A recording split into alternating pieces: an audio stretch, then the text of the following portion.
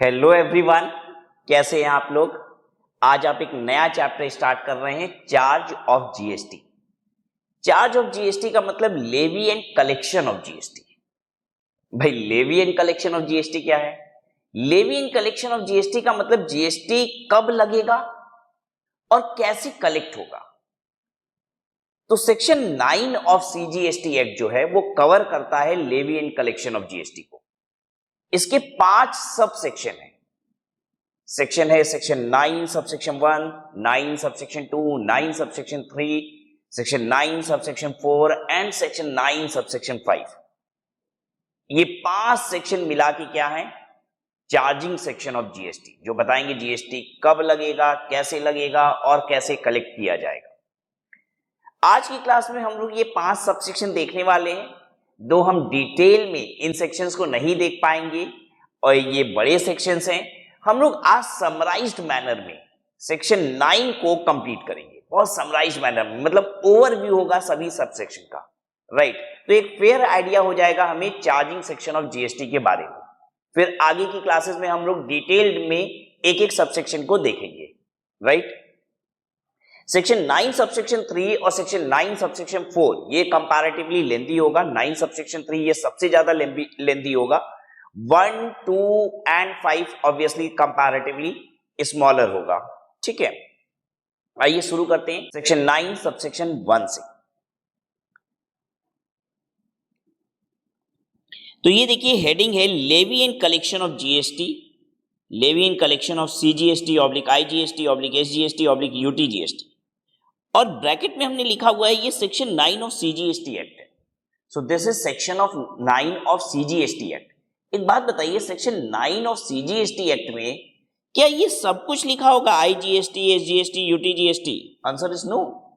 Section 9 ऑफ CGST act में तो लिखा हुआ है levy and collection of CGST, but जिस तरीके से सेक्शन 9 में यहां levy and collection of CGST के बारे में लिखा गया है, बिल्कुल उसी तरीके से रिस्पेक्टिव एक्ट में यानी कि आईजीएसटी एक्ट में आईजीएसटी के लिए लिखा हुआ है levy and collection of IGST. एकदम सिमिलर चीज कॉपीड है, पता है कहां? एसजीएसटी एक्ट में, वहां पे लिखा हुआ है levy and collection of SGST, and similarly UTGST act में भी बिल्कुल इसी तरीके से कॉपीड है। इसलिए हमने क्या किया हुआ है, इसे ऑब्लिक ऑब्लिक ऑब्लिक करके लिख दिया है। हाउएवर अगर आप इस पर्टिकुलर सेक्शन की बात करेंगे तो यहां पे तो सिर्फ और सिर्फ आपको कितना मिलेगा? सिर्फ इतना ही मिलेगा, levy and collection of CGST. I hope आपको इतनी बात क्लियर हो गई। तो मैं तो ये बोल ही नहीं रहा levy and collection of CGST oblique SGST oblique UTGST oblique IGST. No, I do not say all this. हम तो सीधे सीधे सिर्फ क्या बोलते हैं? Levy and collection of GST. Now इसके 5 सब सेक्शन है। पहला, ये जो पहला दिख रहा है ये पहला पॉइंट नहीं, आप इसे क्या कहेंगे? This is section 9 subsection 1। ये सेक्शन 9 सबसेक्शन 1 है। ये क्या कहता है? A tax called the CGST oblique UTGST oblique SGST shall be levied on all intra-state supplies of goods or services। कह रहा है सीजीएसटी, यूटीजीएसटी और एसजीएसटी किस पे लगेगा? Intra state supply of goods and services पे, और बोथ। इंट्रा स्टेट मतलब विद इन स्टेट, तो विद इन स्टेट पे सीजीएसटी, एसजीएसटी और यूटीजीएसटी लगता है, ठीक है। विद इन स्टेट में सीजीएसटी और एसजीएसटी लगेगा, और विद इन यूनियन टेरिटरी होगा तो सीजीएसटी और यूटीजीएसटी लगेगा, राइट। इसको हम इंट्रा स्टेट कहते हैं। इंट्रा स्टेट का मतलब क्या होता है? विद इन स्टेट या with in union territory, right. इसे हम कहते हैं intra state. shall be collected in such manner as may be prescribed। और कलेक्शन कैसा होगा? जिस तरीके से प्रिस्क्राइब्ड है इस एक्ट में। and shall be paid by the taxable person, and the taxable person will have to pay this to the government। However, in intra-state supply of alcoholic liquor for human consumption is outside the purview of CGST, UTGST, SGST। कह रहा है लेकिन alcoholic liquor for human consumption outside of the purview है, outside of the purview है section 9(1) के। यहां पे CGST, SGST, UTGST नहीं लगेगा। अब आपने ध्यान दिया कि गवर्नमेंट ने alcoholic liquor for human consumption, ये आउटसाइड है जीएसटी, कितनी बार फोकस कर रही है। हाँ, सबसे पहले alcoholic liquor for human consumption, alcoholic liquor पे जीएसटी नहीं लगेगी, ये बात कहां देखा आपने?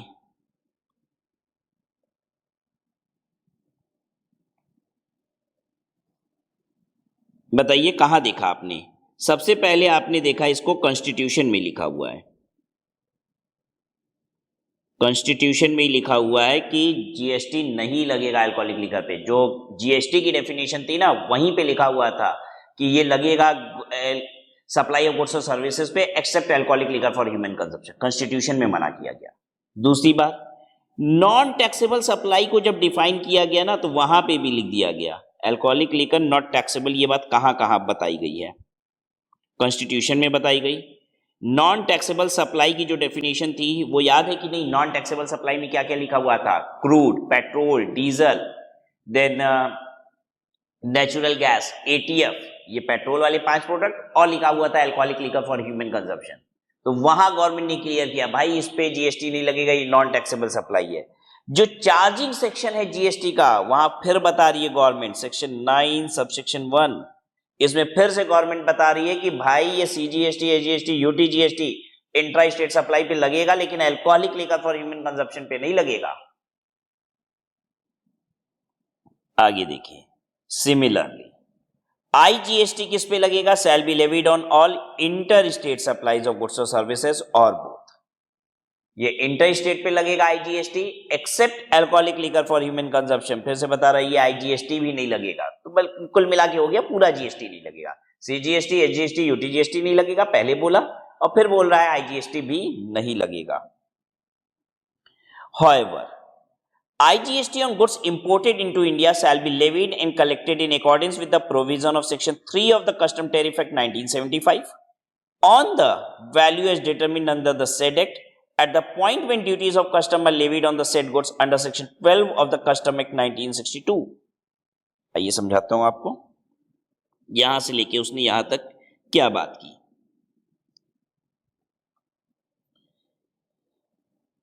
विद इन स्टेट और यूनियन टेरिटरी ट्रांजेक्शन होता है तो उसे हम कहते हैं इंट्रा स्टेट, ठीक है। एक स्टेट से दूसरे स्टेट में होता है तो इसे हम क्या कहते हैं? Inter state, right. और अगर देश के बाहर से माल आता है, गुड्स एंड सर्विसेज आता है, तो इसे हम कहते हैं इंपोर्ट। देश के बाहर से आएगा तो इसे हम कहते हैं इंपोर्ट। मैंने कुछ बातें आपको बेसिक क्लासेस में बता रखी है कि अगर इंपोर्ट ऑफ गुड्स होता है तो क्या होगा, और इंपोर्ट ऑफ सर्विसेज होता है तो क्या होता है। इंपोर्ट ऑफ सर्विसेज पे लगता है आईजीएसटी, ठीक है, और ये गवर्न्ड बाय जीएसटी एक्ट है, गवर्न्ड बाय जीएसटी एक्ट, ठीक है। स्पेसिफिक बात करें तो आईजीएसटी वाला एक्ट लगता है इसके ऊपर। लेकिन अगर गुड्स का आप इंपोर्ट करेंगे, मतलब हम बाहर से सर्विसेज लेंगे किसी से, तो हम सरकार को क्या देंगे? इस पे आईजीएसटी पे करते हैं। ये भी इंटर स्टेट सप्लाई की तरह ट्रीट हो जाता है। जैसे हम दूसरे स्टेट से माल लेते हैं तो क्या लगता है? आईजीएसटी। लेकिन ध्यान देने की बात यह है कि इंपोर्ट जो है ये पूरा का पूरा रिवर्स चार्ज है। जनरली तो टैक्स कौन कलेक्ट करके गवर्नमेंट को पे करता है? जो सप्लायर होता है, राइट। यहां पे ऐसा नहीं है। इंपोर्ट के केस में देखिए, गवर्नमेंट ना देश के बाहर जो है उसके ऊपर बर्डन नहीं डाल रही है, जो देश के अंदर है कह रही है तुमको दबोचेंगे, बाहर वाले से क्या टेंशन लेना है हमको। तो इंपोर्ट के केस में रिवर्स चार्ज होता है, मतलब जो माल और सर्विस लेने वाला है, गुड्स और सर्विस लेने वाला है, सरकार कहती है तुमको टैक्स देना है हमको। अगर हम सर्विसेज इंपोर्ट करते हैं तो हम सरकार को क्या पे करते हैं? आईजीएसटी। लेकिन अगर हम गुड्स इंपोर्ट करते हैं तो मैंने आपको बताया था इस पे करना होता है आपको बीसीडी और आईजीएसटी। और ये बीसीडी और आईजीएसटी की पूरा का पूरा पता है किससे गवर्न होता है? आप सोचोगे बीसीडी बेसिक कस्टम ड्यूटी और आईजीएसटी तो आप जानते ही हो। आपको लगता होगा बेसिक कस्टम ड्यूटी तो कस्टम एक्ट से गवर्न होता होगा, और जो इसमें आईजीएसटी जा रहा है वो जीएसटी एक्ट से गवर्न होता होगा। Answer is a big no. पहले भी आपको बताया है, ये पूरा का पूरा गवर्न होता है, गवर्न बाय कस्टम्स एक्ट, ठीक है, customs act 1962 and customs tariff act 1975। इससे गवर्न होता है। मतलब ये कस्टम की कहानी है पूरी की पूरी। कस्टम एक्ट 1962 क्या बताता है? जैसे हमने अभी यही ना पढ़े थे, levy and collection of GST पढ़ रहे हैं, तो कस्टम एक्ट 1962 जो है वो बताता है लेवी, मतलब वो ये बताता है कि कस्टम ड्यूटी लगेगी कब। पता है इन दोनों को मिला के क्या कहते हैं? बीसीडी और आईजीएसटी, इसको मिला के बोला जाता है कस्टम ड्यूटी। इसको मिला के बोला जाता है कस्टम्स ड्यूटी। मतलब custom duty comprises of two taxes, one is basic custom duty and another is IGST. इसको मिला के बोलते हैं कस्टम ड्यूटी। और कस्टम एक्ट 1962 ये बताता है कि कस्टम ड्यूटी कब लगेगी। ठीक है, अब जब लगेगी तो किस रेट से लगेगी वो कस्टम टैरिफ एक्ट बताता है। ये बताता है रेट। किसका रेट बताता है? बेटा ये दोनों का ही रेट बता रहा है। ये कस्टम टैरिफ एक्ट रेट बताता है किसका? बीसीडी का भी बताएगा और आईजीएसटी का भी बताएगा। अब बीसीडी का रेट हर प्रोडक्ट का अलग अलग है। कितना है? अगर मैं जनरल बात करूं तो 5% से लेके 35% पे ऑलमोस्ट सभी गुड्स पे टैक्सेस होता है। 5 से 35, ज्यादातर प्रोडक्ट पे इसी रेंज में। किसी बहुत रेयर ही कोई प्रोडक्ट होगा जो इस रेंज से कम होगा, और बहुत रेयर ही कोई प्रोडक्ट होगा जो इस रेंज के बाहर यानी कि ज्यादा कस्टम ड्यूटी लगती हो। ठीक है, तो बीसीडी की बात क्लियर हो गई। अब आईजीएसटी के लिए क्या लिखा हुआ है यहां पे? बहुत ही सुंदर बात लिखी हुई है, सिर्फ एक लाइन में बात कंप्लीट हो जाती है। वो लिखा हुआ ये है कि सेम गुड्स जो हम इंपोर्ट कर रहे हैं, अगर वो इंडिया में मैन्युफैक्चर हुआ होता और इंडिया में बिक रहा होता, तो जो उस पे जीएसटी का रेट होता एज पर आईजीएसटी एक्ट, वही यहां पे भी लगेगा। यानी ये वाला आईजीएसटी किसको रेफर कर रहा है? रेफर कर रहा है for rate to IGST act, rate given in IGST act. ओहो, अब बात समझ में आई। यानी यहां पे जो आईजीएसटी लग रहा है वो आईजीएसटी एक्ट के तहत नहीं लग रहा है, वो लग तो रहा है कस्टम टैरिफ एक्ट के तहत, वो लग तो रहा है कस्टम टैरिफ एक्ट के तहत, लेकिन कस्टम टैरिफ एक्ट बोल क्या देता है? कहता है रेट हम नहीं बताएंगे, जो जीएसटी एक्ट में रेट है ना वही यहां पे भी लगेगा। मतलब वो इस तरीके से कहता है कि if the same goods was manufactured in India and was sold in India, तो जो उस पे जीएसटी का रेट होगा वही रेट होगा इंपोर्ट करते समय भी। अब बाकी बीसीडी जो है वो बता दिया उसने, हर प्रोडक्ट का अलग अलग है, 5 से लेके 35% के बीच जनरली। राइट?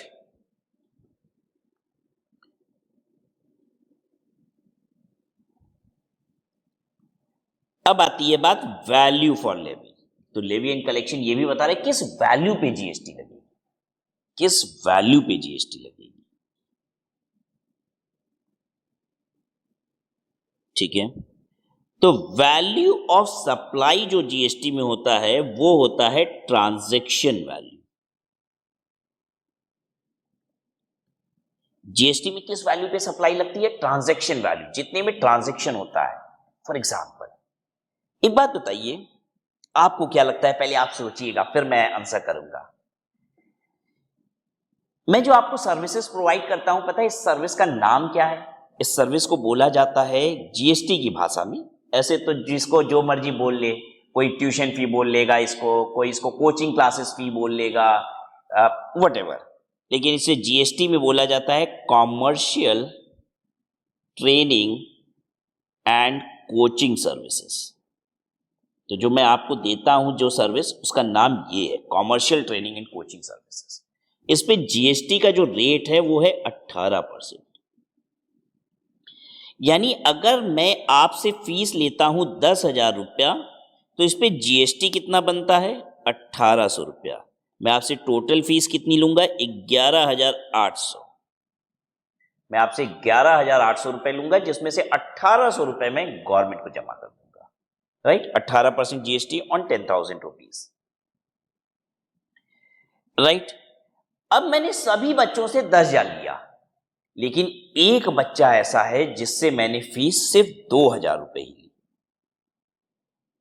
सैकड़ों हजारों बच्चे जितने भी क्लास किए, सबसे मान लेते हैं मैंने 10,000 रुपए लिए, लेकिन एक बच्चा ऐसा है स्पेशल कोई कंसिडरेशन पे मैंने उससे 2,000 रुपए ही fees Lee.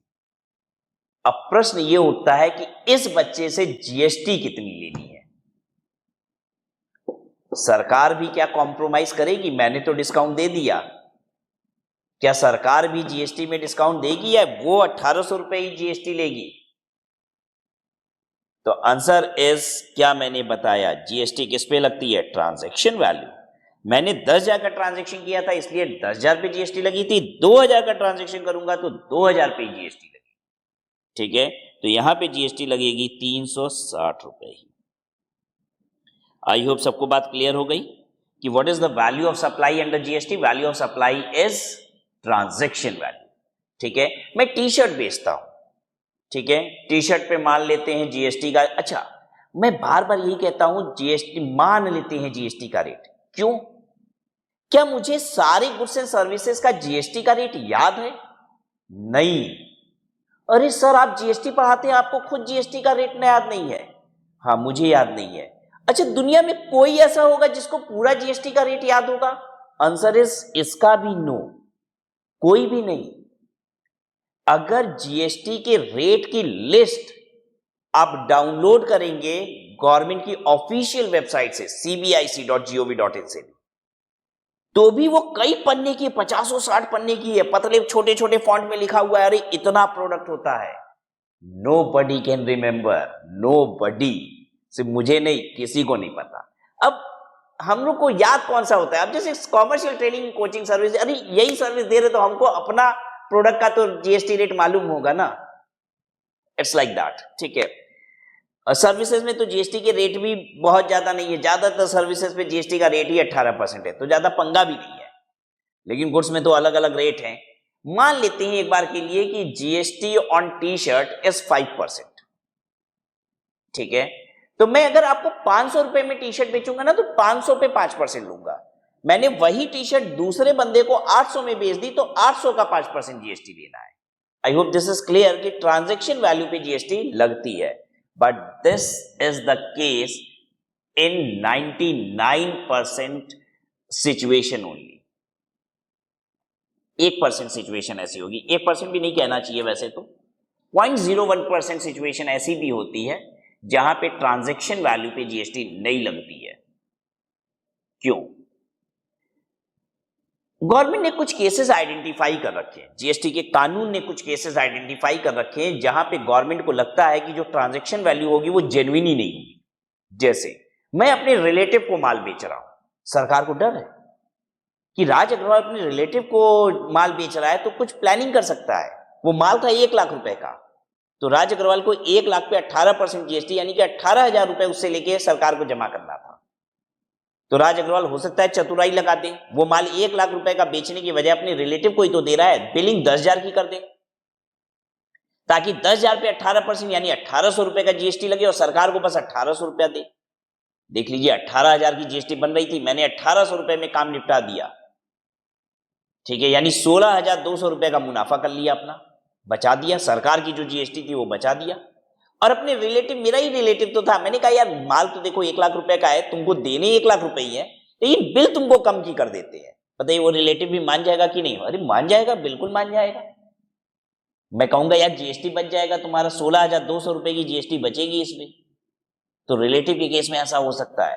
There are certain transactions जहां पे कंसिडरेशन होती नहीं है, फिर भी सरकार कहती है जीएसटी लगेगा। या आप आगे चल के पढ़ोगे शेड्यूल 1, जीएसटी में ना शेड्यूल 1 है, ठीक है, जिसमें 4 ट्रांजैक्शन की बात कही गई है, जहां पे बताया गया कि ये 4 ट्रांजैक्शन अगर बिना कंसिडरेशन के भी हो रहे हैं ना, मतलब हम सामने वाले को दिए और पैसा नहीं लिए। अब जब भाई पैसा ही नहीं लिए तो ट्रांजैक्शन वैल्यू कहां है? ट्रांजैक्शन वैल्यू है ही नहीं, क्योंकि पैसा तो हम लिए ही नहीं। तो 4 केसेस ऐसे हैं जहां पे पैसा न लेने पे भी आपको जीएसटी देना पड़ता है।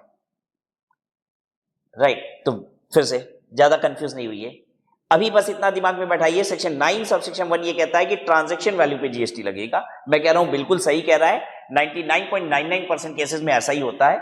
लेकिन दिमाग में ये बात बैठी रहे कि सेक्शन 9 सबसेक्शन 1 जो बात कह रहा है ये अभी कंप्लीट नहीं है, आगे चलेंगे तो एक बात और पढ़ेंगे कि 0.01% केसेस ऐसे भी होते हैं जहां पे जीएसटी ट्रांजैक्शन वैल्यू के अलावा किसी और वैल्यू पे लगता है।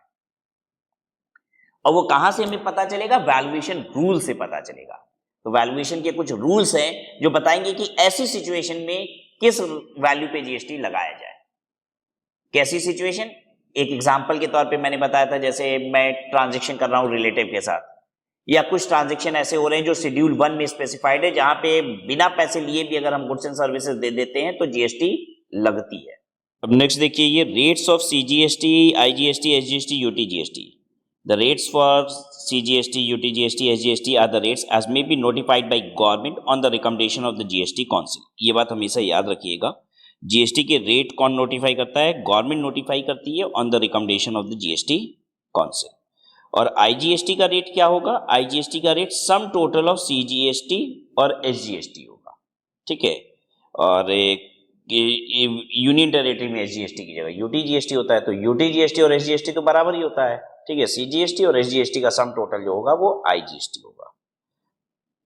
मैक्सिमम रेट क्या डिफाइन किया गया है एक्ट में? सेक्शन 9(1) कहता है कि मैक्सिमम रेट सीजीएसटी का 20% होगा और आईजीएसटी का मैक्सिमम रेट 40% होगा।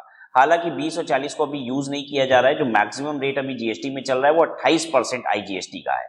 तो सीजीएसटी और एसजीएसटी कितना है? 14%। तो सबसे हाईएस्ट जीएसटी रेट जो अभी चल रहा है फिलहाल वो 28% चल रहा है। गवर्नमेंट कह रही है लॉ के तहत कि 40% तक भी जीएसटी के रेट बनाए जा सकते हैं, जिसमें 20% सीजीएसटी, एसजीएसटी, यूटीजीएसटी होगा और 40% आईजीएसटी होगा, राइट। सेक्शन 9(1) को समराइज कर दें आपके लिए, कर देते हैं। सेक्शन 9(1) क्या कहता है? कहता है इंट्रा स्टेट सप्लाई पे सीजीएसटी प्लस एसजीएसटी लगेगा ऑब्लिक यूटीजीएसटी जो भी है, ठीक है। इंटर स्टेट सप्लाई पे आईजीएसटी लगेगा। ये सब कुछ except alcoholic liquor for human consumption रहेगा।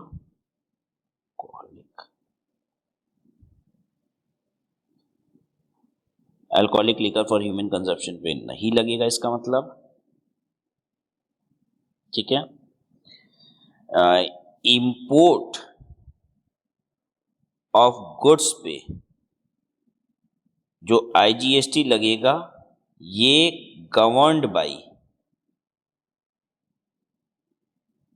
Customs act 1962 and customs tariff act 1975 होगा, ठीक है। फिर उसके बाद बताता है कि वैल्यू ऑफ सप्लाई जो होगा वो ट्रांजैक्शन वैल्यू होगा, जितने पे हम ट्रांजैक्शन की वो होगा। और उसके बाद बताता है मैक्सिमम रेट अंडर जीएसटी जो होगा वो होगा 40%। बस ये बन गई समरी, सेक्शन 9 सबसेक्शन 1 की ये कंप्लीट समरी हो गई, राइट। अब देखते हैं हम लोग अगला section 9 subsection 2। 9 subsection 2, however CGST oblique UTGST oblique SGST oblique IGST on supply of the following item has not been levied immediately। कह रहे ये नीचे दिए गए जो आइटम हैं इस पे अभी तुरंत जीएसटी नहीं लगाया गया है। It shall be levied with effect from such date as may be notified by the government on the recommendation of the council। पता है नॉन टैक्सेबल सप्लाई में 6 आइटम थे। एक तो था alcoholic liquor for human consumption और 5 petrol वाले product. Alcoholic liquor for human consumption पे जीएसटी लगाने की तो सरकार सोच भी नहीं सकती है, उसको जीएसटी के कानून में नहीं लिखा है कि इस पे जीएसटी नहीं लगाएंगे।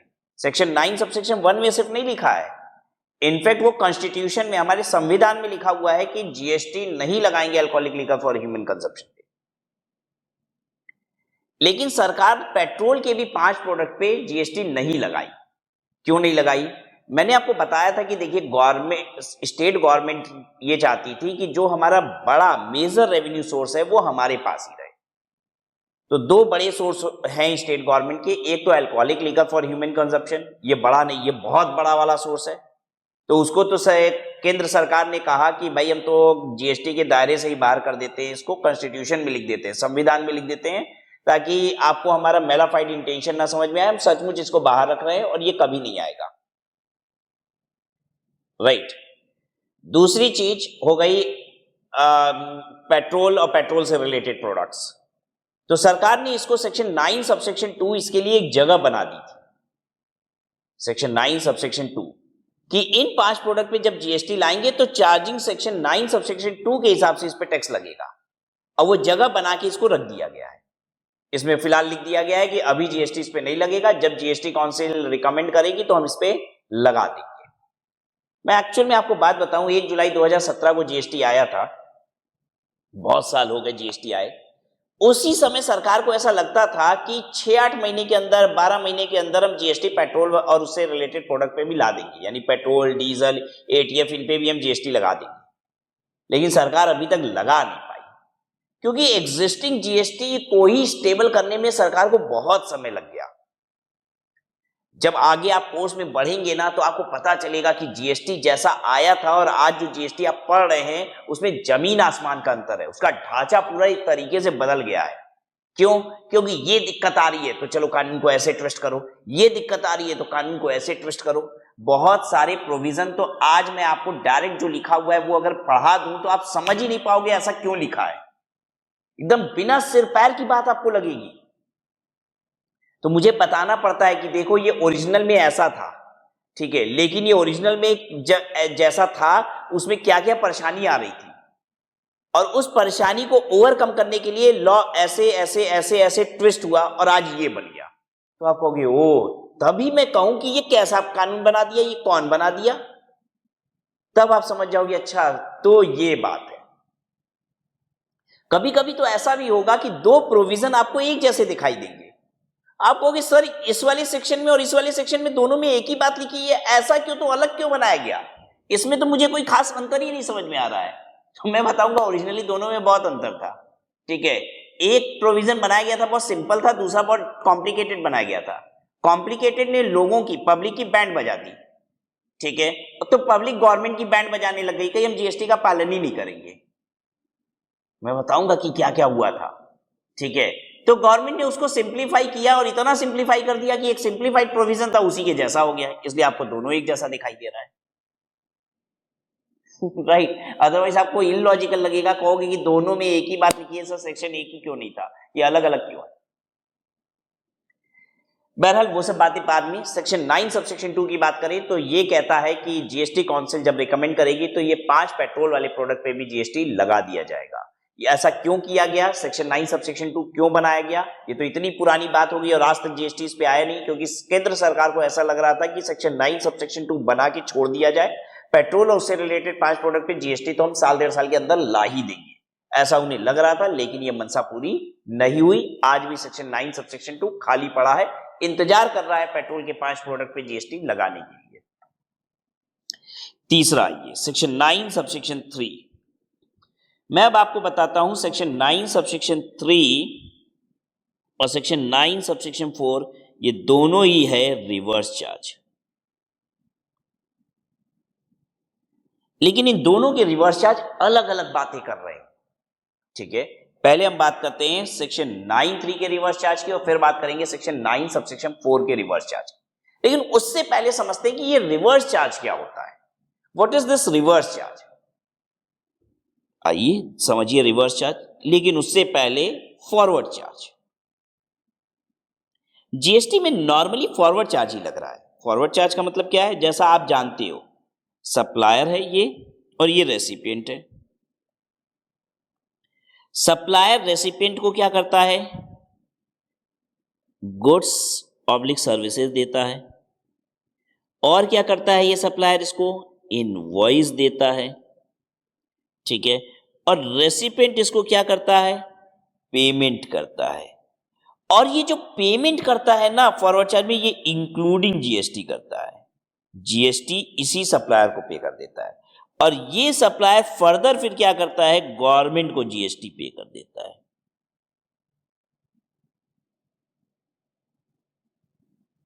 ये होता है फॉरवर्ड चार्ज। सप्लायर ने माल दिया या सर्विस दी, गुड्स दिया, सर्विस दिया, सामने वाले को इनवॉइस की, इनवॉइस से पे की पेमेंट ली कस्टमर से, अपने पूरा जीएसटी के साथ पेमेंट ले ली और फिर गवर्नमेंट को जीएसटी पे कर दिया सप्लायर। तो ये होता है forward charge. What is reverse charge,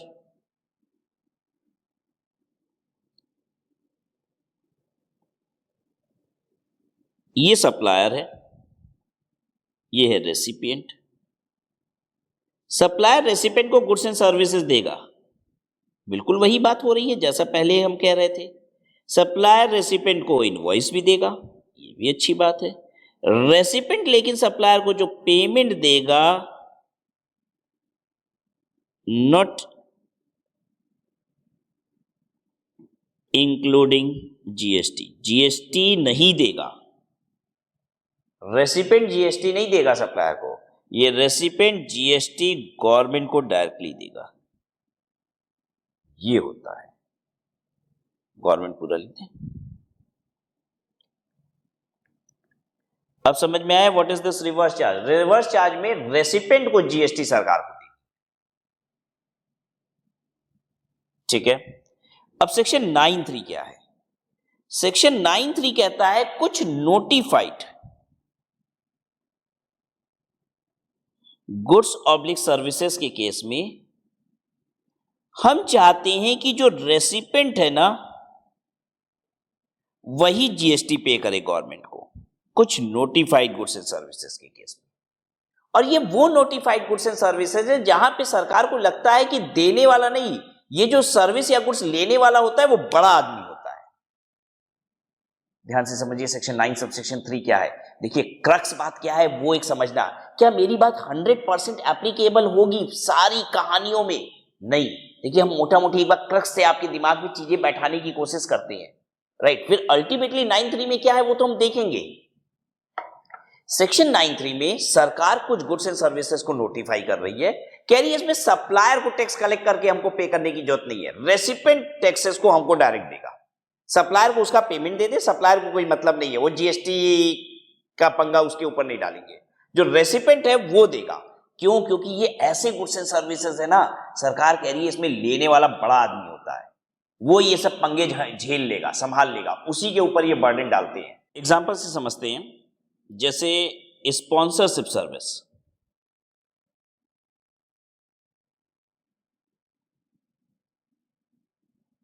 आपने देखा है क्रिकेट के ग्राउंड पे बीच में एक सर्कल बना रहता है, उस पर लिखा रहता है डीएलएफ,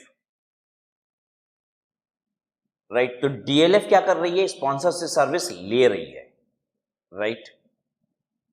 और आपको बताऊं ये स्पॉन्सरशिप सर्विस और कैसे हो सकती है।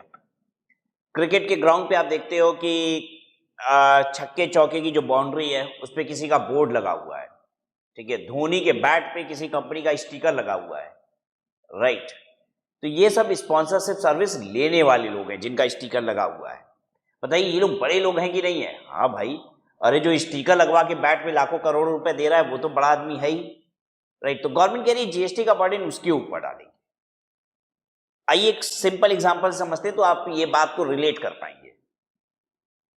मान लीजिए मैं फ्रेश क्वालिफाइड चार्टर्ड अकाउंटेंट का एक ओरिएंटेशन प्रोग्राम ले रहा हूं कि भाई तुम्हें क्या करना चाहिए लाइफ में, ठीक है। There are so many new career opportunities even for chartered accountant, और मैं कोई ऐसा सेशन ले रहा हूं फ्रेश क्वालिफाइड चार्टर्ड अकाउंटेंट के लिए।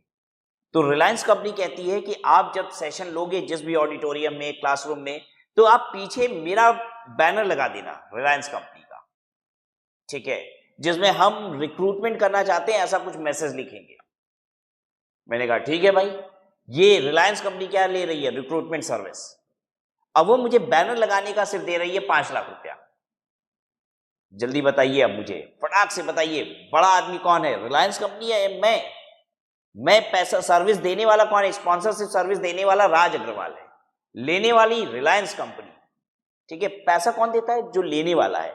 कभी भी अगर कंफ्यूजन हो जाए कि अरे लेने वाला कौन है देने वाला कौन है, तो समझ जाइएगा जो पा रहा है कुछ वही तो पैसा देगा। पैसा कौन दे रहा है? रिलायंस कंपनी। यानी स्पॉन्सरशिप सर्विस लेने वाला कौन है? रिलायंस कंपनी। मैं स्पॉन्सरशिप सर्विस देने वाला हूं, मैंने कहा स्पॉन्सरशिप कर लो, अपना बैनर लगा लो। तो यहां पे गवर्नमेंट कह रही है कि रिलायंस कंपनी बड़ी है, हम ये बर्डन उसी के ऊपर डालते हैं।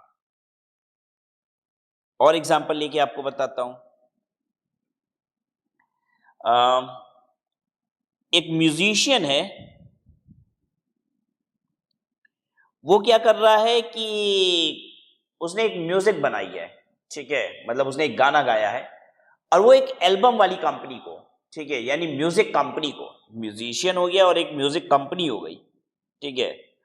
उसने क्या किया, अपनी जो उसने म्यूजिक क्रिएट किया है वो म्यूजिक कंपनी को सेल कर रहा है, ठीक है। तो ये कौन है म्यूजिशियन? ये सर्विस देने वाला है, ठीक है। म्यूजिक आर्टिस्ट, जो आर्टिस्ट है वो सर्विस देने वाला है।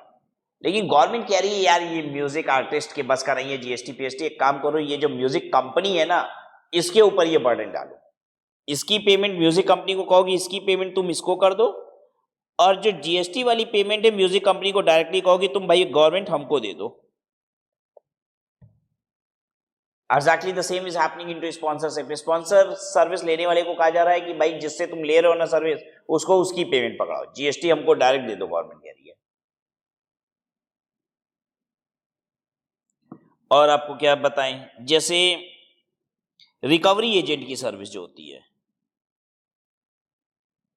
आपको मालूम है कि नहीं कि बैंक के पैसे अगर डूबने लग जाते हैं तो बैंक वाले रिकवरी एजेंट को हायर करते हैं।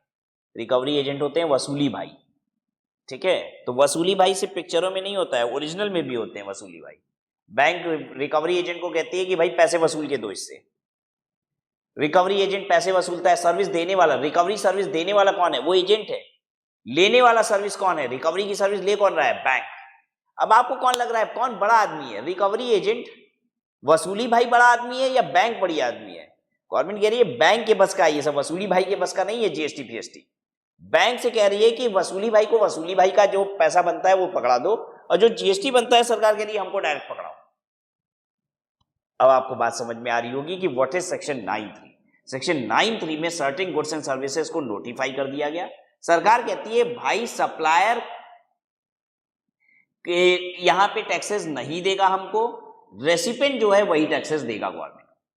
अच्छा, अभी तक मैंने आपको ये सब समझाने के लिए बोला कि रेसिपेंट बड़ा आदमी होता है इसलिए, लेकिन दो बातें। गवर्नमेंट को लगता है रेसिपेंट बड़ा आदमी है तब भी गवर्नमेंट ऐसा करती है, गवर्नमेंट को लगता है कि सप्लायर को इस पंगे में डालना ही नहीं है तो गवर्नमेंट कहती है रेसिपेंट के ऊपर डाल देते हैं ये पंगा। अब आपको समझ में आया? अच्छा, सप्लायर के ऊपर पंगा क्यों नहीं डालना चाहती? कुछ लॉबीज ऐसी हैं, ठीक है, कुछ एसोसिएशन ऐसे हैं जिनसे सरकार डरती है। और मैं आपको जगह जगह पे ये बात बताऊंगा कि दो एसोसिएशन में से एक एसोसिएशन है डॉक्टर्स एसोसिएशन और दूसरी है advocate association.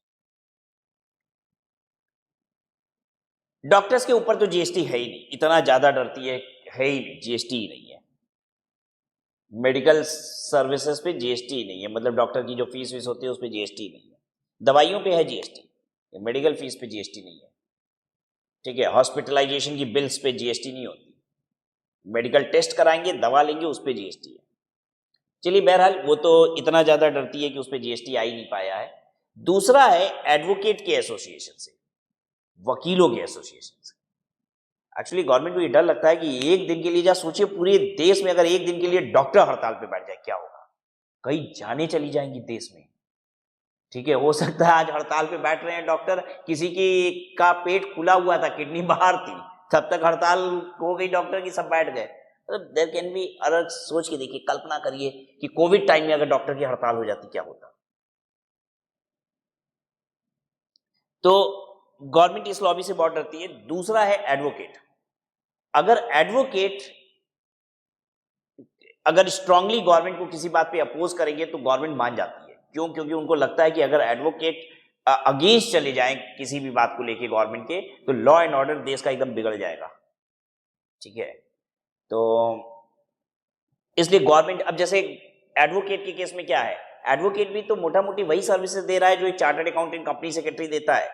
Chartered accounting company secretary देता है तब तो फॉरवर्ड चार्ज है, भैया हम अपने क्लाइंट से जीएसटी कलेक्ट करते हैं, सरकार को देते हैं। लेकिन एडवोकेट के केस में ऐसा नहीं है, वकील साहब अपना पैसा लेके भारी हो जाते हैं, उनको इससे मतलब नहीं है जीएसटी से। जो क्लाइंट है ना वो जीएसटी सरकार को देता है। पता नहीं मुझे इतनी इन डेप्थ बात करनी भी चाहिए कि नहीं, लेकिन मुझे लगता है कि जब भी मैं प्रोविजन समझा रहा हूं तो आपको पता रहे कि इसके पीछे कारण क्या है।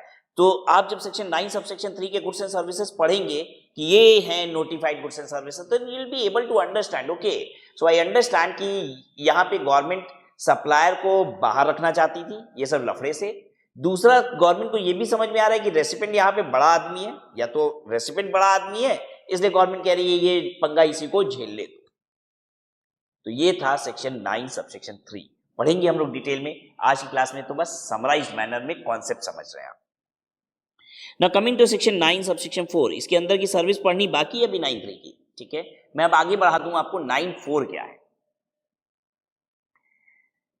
9(4) जैसा आया था 1 जुलाई 2017 को, ऐसा है ही। बड़ा बदमाश प्रोविजन आया था सेक्शन 9 सबसेक्शन 4। आप सुन लेंगे तो आपके रोंगटे खड़े हो जाएंगे, इतना भयानक ये सेक्शन था सेक्शन 9(4), ठीक है। अब ये इतना भयानक था कि लोग इसको कंप्लाई कर ही नहीं पा रहे थे, तो ये लॉ बार बार चेंज हुआ हमारे देश में, और होते होते आज कुछ और ही 9(4) बन गया। सर ये क्या क्या आप बोल रहे हैं? हाँ, लेकिन आज का अगर मैं 9(4) आपको डायरेक्ट बता दूंगा ना, तो आप कहोगे सर मुझे बात ही नहीं समझ में आ रही है। 9(3) में भी तो आप यही कह रहे थे ना। इतना थिन लाइन ऑफ डिफरेंस है कि अगर मैं 9(4) सीधे सीधे अभी जो है वो बोल दूं, तो आप अंतर नहीं समझ पाओगे 9(3) और 9(4) में। तो मुझे थोड़ा सा बैकग्राउंड से कहानी उठानी होगी। सेक्शन 9 सबसेक्शन 4 क्या था जब जीएसटी आया 1 जुलाई 2017। उसमें यह कहा गया कि कोई भी अनरजिस्टर्ड अगर सप्लायर है, क्या बोला गया, कोई भी अनरजिस्टर्ड सप्लायर है और वो सप्लाई कर रहा है गुड्स एंड सर्विसेज की, गुड्स ऑब्लिक सर्विसेज की, किसको, रजिस्टर्ड रेसिपेंट को, मतलब माल बेचने वाला, गुड्स एंड सर्विसेज बेचने वाला अनरजिस्टर्ड है जीएसटी में और लेने वाला रजिस्टर्ड है जीएसटी में, तो सरकार कह रही है ऐसे केस में जो रजिस्टर्ड रेसिपेंट है ये सरकार को जीएसटी पे करेगा। अब ये तो अनरजिस्टर्ड है, मैंने बताया ना छोटे व्यापारियों को जीएसटी के दायरे से बाहर रखा गया है। भाई उसकी टर्नओवर की लिमिट भी है, कहीं 10 लाख है, कहीं 20 लाख है, कहीं 40 लाख है, ठीक है। तो उससे छोटा व्यापार जो लोग करते हैं उनको इस दायरे से बाहर रखा गया है, और बड़े व्यापारी जो रजिस्टर्ड हैं सरकार कह रही है कि भाई तुम अनरजिस्टर्ड से गुड्स या सर्विस खरीदते हो तो जीएसटी तुम पे कर दो। आपको सुनने में हल्का लग रहा होगा, लेकिन इसका दर्द समझिएगा। मैं जीएसटी में रजिस्टर्ड व्यापारी हूं, ठीक है, और मेरी ऑफिस में स्टेपलर चाहिए था, ठीक है। मैंने अपने एक स्टाफ को बोला जाओ सामने वाली दुकान से, स्टेशनरी की दुकान से एक स्टेपलर ले आओ। अब वो छोटा व्यापारी है, वो जीएसटी की बिल देता नहीं है, रजिस्टर्ड नहीं है जीएसटी में। अब मुझे उस स्टेपलर पे जीएसटी पे करना है सरकार को, ठीक है। फिर उसके बाद मैंने एक स्टाफ को बोला जाओ चाय लेते आओ बगल वाले चाय की दुकान से, चाय लेके आया, ठीक है। जल्दी से बताइए वो चाय वाला रजिस्टर्ड व्यापारी है, बड़ा व्यापारी? नहीं, हम रजिस्टर्ड व्यापारी हैं। हाँ, सरकार के लिए वो जो चाय आया है उस पर जीएसटी तुम जमा करो। फिर मैंने बोला अपने स्टाफ को जाओ जरा सा 2 पैकेट चिप्स लेते आओ, ठीक है, ऑफिस का खर्चा है, पर्सनल खर्चा नहीं है। ऑफिस के लिए 2 पैकेट चिप्स आया, सरकार के लिए अनरजिस्टर्ड से लेके आयो। हाँ भाई वो छोटा सा दुकानदार है उससे लेके आया है चिप्स, अब कह रही है ये जो चिप्स आया है इस पे जीएसटी हम पे करें। दिन भर में ऐसे सैकड़ों खर्चे हो रहे हैं। एक बात बताइए, बिजनेस करें कि गवर्नमेंट को एक एक 10 रुपया, 20 रुपया, 50 रुपया, 100 रुपया का जीएसटी जमा करते रहे? पॉसिबल ही नहीं है, that is next to impossible. मैं बता रहा हूं मेरी हालत खराब हो गई थी। मैं चार्टर्ड अकाउंटेंट हूं, ठीक है, अकाउंटिंग में तो महारत होती है चार्टर्ड अकाउंटेंट की, मैं अपनी बात नहीं कर रहा, चार्टर्ड अकाउंटेंट की तो महारत होती है अकाउंटिंग में, ठीक है। मैं जीएसटी पढ़ाने वाला हूं, तो बेसिकली मेरी महारत तो थोड़ी और ज्यादा होगी नॉर्मली। उसके बाद भी मेरी हालत खराब हो गई थी। मैं ये सोच रहा था कि बाकी व्यापारी कैसे करेंगे ये काम, वो अपना धंधा करेंगे या दिन रात 100 रुपया, 50 रुपया, 40 रुपया अगल बगल से जो सामान आ रहा है उसका जीएसटी सरकार को देते रहे, करेंगे कैसे? छोड़ दीजिए, ये टेंशन मत लीजिए कि इतना जीएसटी देना पड़ रहा है, क्योंकि उसकी बात हम बाद में कर लेंगे। वो पैसे वाला दर्द एक बार के लिए किनारे कर दीजिए, क्योंकि एक्चुअल में पैसे का दर्द है ही नहीं, दर्द तो उससे बड़ा है कि इतना हिसाब किताब कौन करेगा। दिन भर में सैकड़ों ऐसे ट्रांजैक्शन हो रहे हैं, राइट। तो गवर्नमेंट को लगा एक समय के बाद, जब पब्लिक एकदम दम परेशान हो गई, पब्लिक रिटर्न जमा करना बंद कर दिया, आपको पता है। तो अक्टूबर के महीने में, मिड अक्टूबर में, मतलब 1 जुलाई 2017 को आया था, चौथे महीने में अक्टूबर 2017 में इसको विड्रॉ कर दिया गया।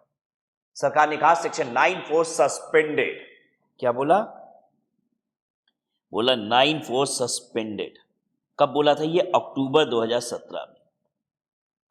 अब बोला हम लोग इसको वापस से चालू करेंगे, ठीक है, रीस्टार्ट करेंगे। कब से? 1/4/18 से। लेकिन क्या ही स्टार्ट करेंगे, दुनिया भर के पंगे जीएसटी में ऐसे ही चल रहे हैं, कोई ऐसे ही रिटर्न जमा नहीं कर रहा है, किसी को कुछ समझ में ही नहीं आ रहा है। जीएसटी का नया कानून आया है ना, देखिए लोग स्टेबल होने में टाइम लगते हैं, और ये तो कितना पंगे वाला था आपको समझ में आ ही रहा है। तो 1/4/18 को गवर्नमेंट ने कहा कि नहीं, हम लोग इसको अभी और पोस्टपोन कर रहे हैं, ठीक है।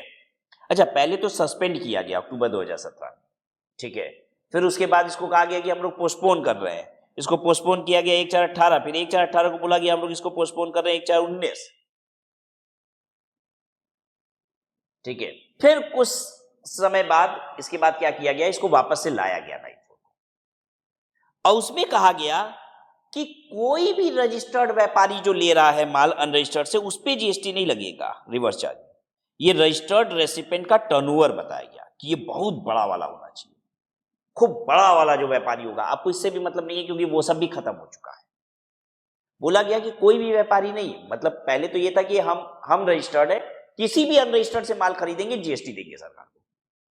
फिर सरकार ने कहा कोई भी रजिस्टर्ड नहीं, जो बड़ा वाला रजिस्टर्ड व्यापारी, बहुत बड़ा वाला, टर्नओवर बताया गया हजारों करोड़ वाला, कुछ इस तरीके का, जैसे रिलायंस जैसी कंपनी, उसको कहा गया कि तुम देखो अनरजिस्टर्ड से खरीदोगे ना, तुम दोगे, राज अग्रवाल जैसा रजिस्टर्ड व्यापारी नहीं।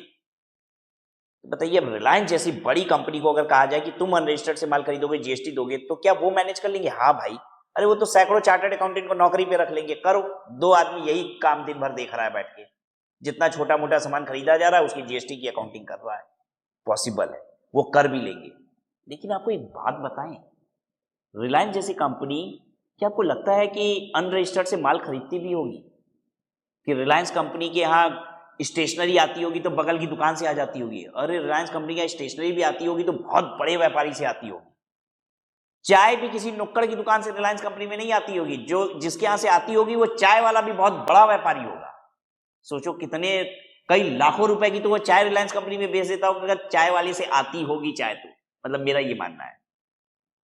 सिर्फ रिलायंस कंपनी को अकेले भी अगर वो सप्लाई करता होगा ना स्टेशनरी की, कहीं और नहीं भी करता होगा, तो भी कई करोड़ रुपए की कर देता होगा, राइट, तो वो बड़ा व्यापारी होगा। मतलब इसका ये हुआ कि रिलायंस जैसी कंपनी तो छोटे व्यापारियों से माल खरीद ही नहीं रही है, तो 9(4) का पंगा उनके ऊपर आएगा ही नहीं। सरकार ने क्या कहा कि बहुत बड़ी कंपनी को करेंगे, ठीक है, लेकिन बहुत बड़ी कंपनी का कोई ऐसा पंगा था ही नहीं, तो गवर्नमेंट ने कहा ये भी बात बेकार है, ठीक है। गवर्नमेंट को समझ में आई क्या ही अब कानून बनाती है, पहले कानून बनाया तो एकदम लफड़ेदार, आपको समझ में आ रहा है। जब हम जैसे व्यापारी को भी कह रहा था कि जितना अनरजिस्टर्ड से खरीदोगे जीएसटी पे करो, हमने कहा कि बस हो गया, जीएसटी हमारे बस का ही नहीं है, छोड़ो हटाओ, धंधा कर नहीं पा रहे हैं, बैठ के दिन भर जीएसटी का हिसाब करें। 20 रुपए की चिप्स आ गई, जीएसटी जमा करना है, 10 रुपए की चाय आ गई, जीएसटी जमा करना है, हो नहीं पाया। सरकार ने कहा नहीं भाई, तुम लोग को नहीं परेशान करेंगे, तुम लोग रजिस्टर्ड हो लेकिन बहुत बड़े नहीं हो, हम बड़े लोगों को पकड़ते हैं, वो लोग से ये सब काम कराएंगे। कहा रिलायंस कंपनी तुम करो, रिलायंस कंपनी कहीं करा लो हमसे, हम किसी अनरजिस्टर्ड से खरीदते ही नहीं है, जाओ। सरकार का ये तो फिर बेवकूफ बन गया, अब क्या करें, तो फिर 9(4) को फिर से अमेंड किया गया, और उसके बाद जो किया गया वो कानून आज है। वो क्या है? Section 9(4), purchase from unregistered supplier, purchase from unregistered supplier by notified recipient। अच्छा, पहले भी सरकार ने सबसे पहले कानून क्या था? Purchase from unregistered supplier by registered recipient, unregistered supplier से रजिस्टर्ड रेसिपेंट। फिर उसके बाद गवर्नमेंट ने किया नोटिफाइड रेसिपेंट। उस समय नोटिफाइड में क्या किया? टर्नओवर बेस कर दिया कि भाई इससे ज्यादा बड़ी कंपनी को फोकस किया। अब नोटिफाइड रेसिपेंट में कुछ भी नहीं है, सिंपली कंस्ट्रक्शन कंपनी है, सिंपली कंस्ट्रक्शन कंपनी है। और कुछ सीमेंट वगैरह ये सब जो कंस्ट्रक्शन कंपनी वाले खरीदते हैं, उन माल के लिए कहा कि भाई ये कंस्ट्रक्शन वाली कंपनी जीएसटी पे करेगी, सिर्फ इतना कर दिया।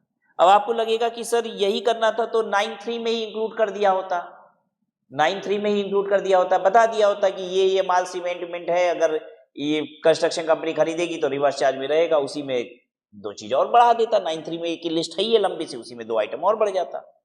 लेकिन बेटा बात समझने की कोशिश कीजिएगा, ओरिजिनली 9(3) 9(4) अलग अलग बना था, 9 पर बना, ये चेंज होते होते ना हो गया, पहले यहाँ रजिस्टर्ड रेसिपेंट था, ठीक है, अरे अभी भी, अब फिर उसके बाद नोटिफाइड रजिस्टर्ड रेसिपेंट किया गया, और नोटिफाइड का मतलब टर्नओवर पे बनाया गया, अब नोटिफाइड में नाम दे दिया गया, ठीक है। तो ये चेंज होते होते अब ये 9(4) सिर्फ इतना है कि मैं आपको 2-3 आइटम पढ़ा दूंगा, जो बताऊंगा कि कंस्ट्रक्शन कंपनी अगर ये सब सामान खरीदती है किसी अनरजिस्टर्ड से, तो कंस्ट्रक्शन कंपनी को ही जीएसटी पे करनी पड़ती है, ठीक है। Now coming to 9(5), ECO to pay GST on notified services। ECO का मतलब क्या होता है? E commerce operator, e commerce operator. Operator कौन होता है? ऑपरेटर वो होता है जो एक प्लेटफॉर्म बनाता है। प्लेटफॉर्म का मतलब क्या होता है? प्लेटफॉर्म का मतलब होता है कोई वेबसाइट या फिर ऐप। कौन सा प्लेटफॉर्म, कौन सा प्लेटफॉर्म, कौन सी वेबसाइट या ऐप? जहां पे बायर और सेलर का मिलन होगा, बायर एंड सेलर का मिलन होगा। मिलन हम लिख भी पाएंगे, हिंदी में ही लिख दें, हाँ मिलन, बायर और सेलर का मिलन होगा। मुझे कुछ वेबसाइट के नाम बताइए जहां पे बायर और सेलर का मिलन हो जाता है। फ्लिपकार्ट, अमेजॉन, ठीक है, फ्लिपकार्ट पे बायर सेलर अपना माल लगाता है, बायर उस पर माल खरीद लेता है। फ्लिपकार्ट तो बस एक प्लेटफॉर्म बना के बैठा हुआ है, पैसे छाप रहा है अपना, ठीक है, जितनी ट्रांजैक्शन होती है उस पर वो अपना कमीशन लेते रहता है, ठीक है। तो ई कॉमर्स ऑपरेटर कौन है मैं आपको बताऊं। ई कॉमर्स ऑपरेटर वो है, एक ऐसा प्लेटफॉर्म है जहां पे सेलर भी है, सेलर मतलब अब बहुत अच्छी लैंग्वेज में लिखें, सुंदर लैंग्वेज में, सप्लायर भी है और रेसिपिएंट भी है, ठीक है। ये जो रेसिपिएंट होता है वो ई कॉमर्स ऑपरेटर पे ऑर्डर डालता है। देखिए आप, ये सिस्टम क्या होता है ई कॉमर्स ऑपरेटर का, एक वेबसाइट बना के बैठा हुआ है, जो माल लेने वाला है वो ना ईसीओ पे ऑर्डर मारेगा। जैसे मैं ऑर्डर किसको मारता हूं? फ्लिपकार्ट को मारता हूं, फ्लिपकार्ट ये ऑर्डर सप्लायर को मार देती है, ये ट्रांसफर कर देती है, ऑर्डर फॉरवर्डेड, ऑर्डर फॉरवर्डेड, इनको ऑर्डर फॉरवर्ड हो जाता है, ठीक है। सप्लायर इस रेसिपिएंट को क्या देता है? इनवॉइस देता है। यही सबसे इंपॉर्टेंट बात है बेटा, ईसीओ एक प्लेटफॉर्म तभी कहलाता है जब सप्लायर रेसिपिएंट को इनवॉइस देता है। अगर यहीं पे एक अंतर कर दूं मैं और ऐसा बोल दूं, ध्यान से सुनिएगा कैसा बोल दूं, अगर मैं बोल दूं ये सप्लायर ईसीओ को बिल देगा और ये ईसीओ फिर रेसिपिएंट को बिल देगा, तो यानी फिर ये ईसीओ नहीं है बेटा। ये जब सप्लायर ईसीओ को अगर बिल दे दिया तो ये ईसीओ कहलाएगा रेसिपिएंट, और फिर ईसीओ फिर जब रेसिपिएंट को बिल देगा तो ये ईसीओ उस समय कहलाएगा सप्लायर। तो ये दो अलग अलग ट्रांजैक्शन कहलाते हैं, मैंने पहले भी समझाया। सबसे इंपॉर्टेंट चीज एक ईसीओ को रिकॉग्नाइज करने की क्या है? ईसीओ एक प्लेटफॉर्म बनाता है जिसपे बायर और सेलर का मिलन होता है, लेकिन सबसे इंपॉर्टेंट चीज ये होती है कि ये जो सप्लायर होता है ना, वो इनवॉइस रेसिपिएंट को देता है। अगर ऐसा नहीं होगा तो ये प्लेटफॉर्म ईसीओ नहीं कहलाएगा। अगर ऐसा नहीं होगा, अगर सप्लायर ने इनवॉइस रेसिपिएंट को नहीं दी, ईसीओ को दे दी और ईसीओ रेसिपिएंट को दे दिया, तो फिर वो ईसीओ ही नहीं है, ईसीओ ही नहीं है, ठीक है, वो प्लेटफॉर्म ईसीओ नहीं है। ईसीओ एक प्लेटफॉर्म तभी कहलाएगा जब सप्लायर रेसिपिएंट को इनवॉइस देगा। ये बात क्लियर है? तो फ्लिपकार्ट अमेजॉन में क्या ऐसा ही होता है? हाँ ऐसा ही होता है, इसलिए वो ईसीओ कहलाता है, ठीक है। अब आइए हम बात करते हैं, आजकल मार्केट में नए नए किस्म के ऐप आ गए हैं, वेबसाइट आ गई है जहां पे गुड्स नहीं सर्विसेज भी दी जाती हैं। जैसे आपको धोबी की जरूरत है तो आप ऐप पे धोबी बुला लीजिए, घर पे आएगा, कपड़ा लेके चला जाएगा, धो धा के ला देगा। आपको घर पे कारपेंटर की जरूरत है, उस ऐप से कारपेंटर बुला लीजिए। आपको बिजली मिस्त्री की जरूरत है, बुला लीजिए।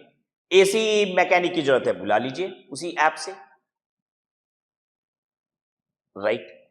अभी तक हम यही समझ रहे थे कि जब भी कोई ऐप या प्लेटफॉर्म होता है तो उसमें इनवॉइस कौन दे रहा होता है? इनवॉइस कौन दे रहा होता है? मैंने तो यही देखा कि इनवॉइस कौन दे रहा है? सप्लायर दे रहा है, राइट।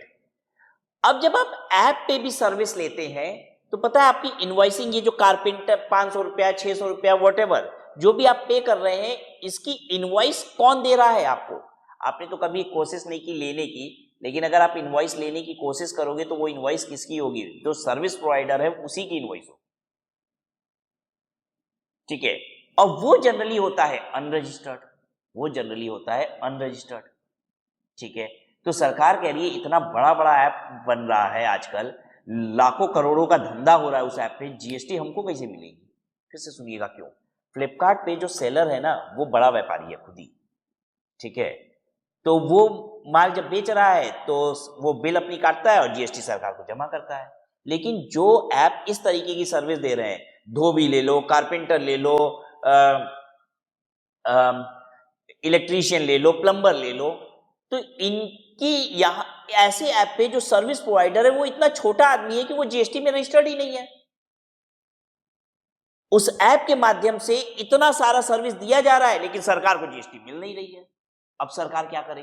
तो सरकार ने कहा सुनो, सेक्शन 9 सबसेक्शन 5 कहा कि यहां पे ईसीओ को जीएसटी देना पड़ेगा। बिल कौन क्या किसको कर रहा है हमको नहीं मतलब है, इस सबसे पंगा नहीं ले रही है। कह रही है कि हम कुछ सर्विस नोटिफाई करेंगे। ध्यान दीजिएगा, यहां गुड्स उड्स के लिए नहीं बोला जा रहा है। बहुत सुंदर सी बात जो मैंने आपको बताया 9(5) क्या है, नोटिफाइड सर्विसेज। गुड्स का तो नहीं है यहाँ पे गुड्स से मतलब ही नहीं है। गुड्स वाले केस में तो जो सप्लायर है वही देगा जीएसटी। ईसीओ को जीएसटी देने की लायबिलिटी दे दी नोटिफाइड सर्विसेज में। और ये नोटिफाइड सर्विसेज कौन सी है? छोटी मोटी सर्विसेज, लिख लीजिए, छोटी मोटी सर्विसेज।